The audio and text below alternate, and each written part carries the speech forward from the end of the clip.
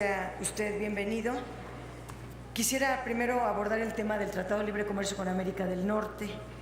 La ruptura está en el horizonte. Trump nos obligó a este proceso de negociación y no tuvimos gobierno para crear toda una estrategia en relación a este tema. Trump siempre manifestó su preferencia por los tratados bilaterales donde Estados Unidos lleva mano. Se anuncia una derrota anticipada de esta negociación. Estoy leyendo ahorita en el periódico Reforma y en el Universal que los negociadores de Estados Unidos presentaron el pasado miércoles la cláusula de expiración que hará que el Telecán termine dentro de 5 años. Esto es a lo que yo le llamo falta de estrategia. La intención de Estados Unidos de reemplazar el Tratado de Libre Comercio por los acuerdos bilaterales ahora es solo con Canadá. Si México queda fuera del Telecán, le pregunto, ¿cuál es el impacto en la economía, en el empleo, en el crecimiento? ¿Cuánta inversión extranjera directa se perdería? ¿Qué está haciendo el gobierno para afrontar la crisis que viene? ¿Qué plantean de corto, mediano, largo plazo? México no se acaba sin el Telecán, está muy concentrado y creó 2 Méxicos. Pero ¿cuál será el impacto inflacionario, el devaluatorio? Porque ya ahorita está el peso, el dólar a 19 pesos. ¿Cuál es el impacto en el costo del servicio de la deuda externa? ¿Quién va a pagar esos costos? ¿Los van a recargar otra vez en Pemex? Marginar a México es un objetivo de Trump. Siempre ha expresado su racismo, su xenofobia contra nuestro país. Quiere una Norteamérica solo para güeros que hablen inglés. Tampoco incluye a Puerto Rico y ojalá México regrese a América Latina, de donde nunca debió salir. La ruptura del Telecán es también una recomposición geopolítica. Si Trump excluye a México del Telecán, como lo acaba de anunciar, y ustedes van a buscar, le pregunto yo, un acuerdo bilateral donde México, como de costumbre, ceda a todas las exigencias de la Casa Blanca. Y le quiero hacer una propuesta que la hace también el Fondo Monetario Internacional, porque los salarios es un tema del Telecán en el que México no ha querido ni hablar. El FMI acaba de abrir a México una propuesta de utilizar el salario básico universal. Recomienda subir los impuestos a los ricos y establecer un salario básico universal para México y así reducir la brecha social. Ustedes son partidarios de los dictados del fondo. ¿Por qué no tomarles esta propuesta? Si en los 2 Méxicos que ha creado el Telecán, 4 mexicanos concentran el 9% del Producto Interno Bruto. Y más allá de las cifras maquilladas, en México tenemos más de 60 millones de pobres. En relación a los sismos del terremoto de septiembre, pues ha iniciado el gran reto de la reconstrucción y no vemos un plan integral que permita dar certidumbre a quienes perdieron sus viviendas y están sin saber todavía muchos el grado de daños que tienen sus propiedades. No se sabe ni cuándo ni cómo el gobierno va a garantizar el derecho a la vivienda.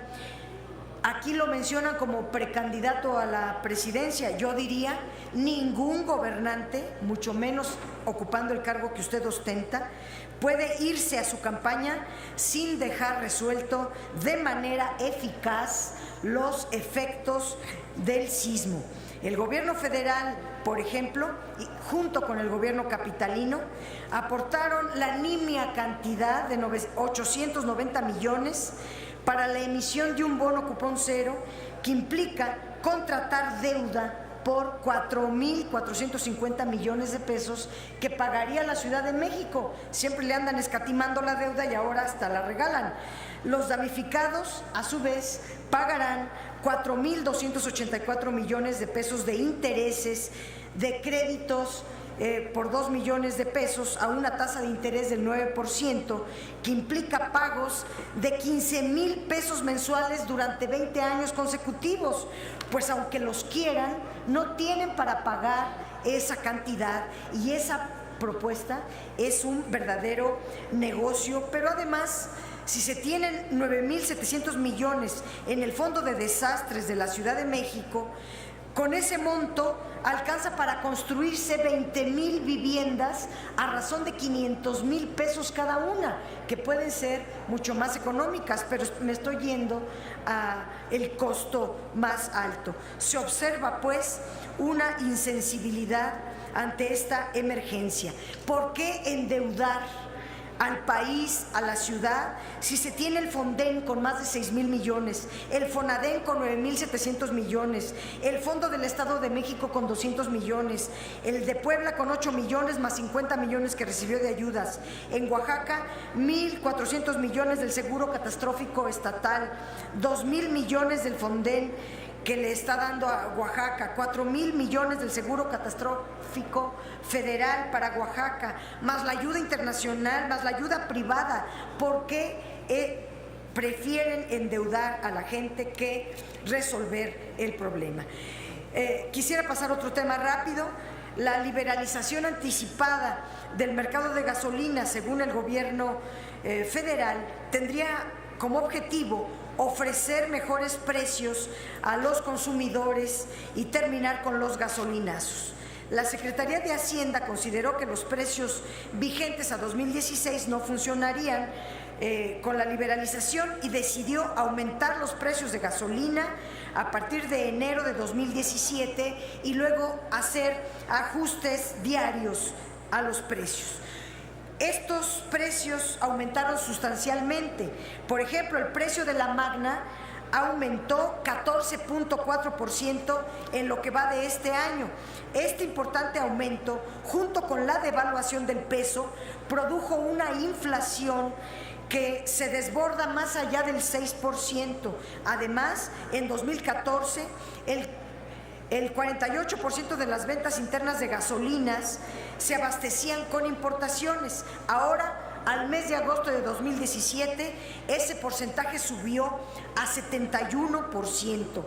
Para evitar estos incrementos mayores, la Secretaría de Hacienda a su cargo usó el IEPS, el Impuesto Especial sobre Productos y Servicios, como una variable de ajuste. Por ello, la recaudación del IEPS a gasolinas y diésel entre enero y agosto de este año se disminuyó en 40,272 millones con respecto al año pasado, una disminución del 25.2%. Le pregunto, señor secretario, en su discurso del 5 de enero de este año, Enrique Peña Nieto, para justificar el incremento abrupto a las gasolinas, dijo que en el sexenio anterior se perdieron casi 1 billón de pesos, es decir, cito textualmente a Peña Nieto, 1 millón de millones subsidiando la gasolina.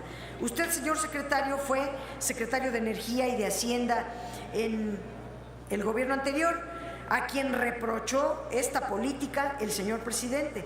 ¿Está usted de acuerdo con estas afirmaciones de Peña Nieto? Por último, le pregunto, en 2018 los ingresos públicos como porcentaje del PIB se redujeron al nivel que tenían en 2005. Se trata del retroceso más grave y será el nivel más bajo de toda la administración de Enrique Peña Nieto. Obviamente, la caída de ingresos presupuestarios se debe a la reducción de los ingresos petroleros. Se confirma lo que dijimos en los debates de la reforma energética, que la privatización del petróleo implicaría una caída de los ingresos presupuestarios en cantidades irreparables. Los ingresos petroleros, que llegaron a representar 10.3% del Producto Interno Bruto en 2008, han ido en picada a raíz de la privatización del petróleo. En 2017 ya solo serán, de acuerdo a sus datos, 4.1%, y en 2018 usted calcula que bajarán a 3.7%. Pero la pregunta es, ¿Por qué no respeta la Constitución Política de los Estados Unidos Mexicanos, que ordena que los ingresos petroleros deben de ser de menos de 4.7%? Eso es lo que ordena la Constitución. La pregunta es ¿por qué no la respeta?